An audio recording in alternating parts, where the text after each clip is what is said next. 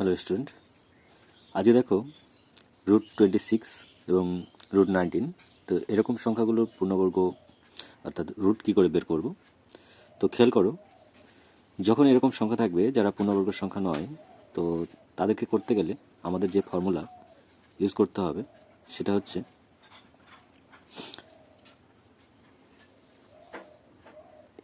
a+b by 2√b।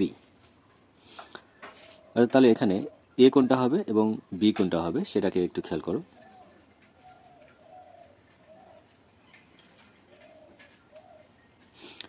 এই যে সংখ্যাটা দেওয়া আছে সেটাকে আমরা এ ধরে নেব, আর এর থেকে কম যে পূর্ণবর্গ সংখ্যাটি হবে সেটাকে আমাদের কি ধরতে হবে, বি। অর্থাৎ 26-এর পূর্ণবর্গ থেকে ছোট পূর্ণবর্গ সংখ্যা হচ্ছে 25, অর্থাৎ এটা হবে আমাদের বি।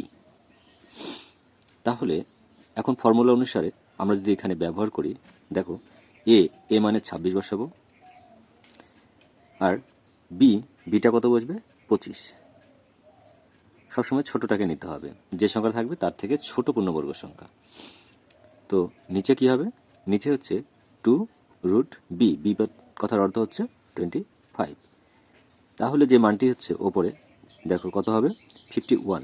যখন আমরা যোগ করব সেটা হচ্ছে 51 হবে, আর নিচে কত হচ্ছে 2 × 5। তাহলে মান দাঁড়াচ্ছে 51/10, মানে যদি আমরা ভাগ করি তাহলে 5.1।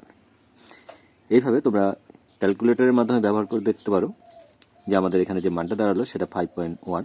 অর্থাৎ এইভাবে যদি দেখা যায় কোনো পূর্ণবর্গ সংখ্যা নয়, তাদের বর্গমূল খুব সহজে নির্ণয় করা যায়।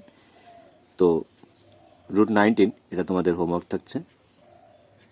যদি ভিডিওটি ভালো লাগে অবশ্যই লাইক, কমেন্ট এবং সাবস্ক্রাইব করবে। Thank you.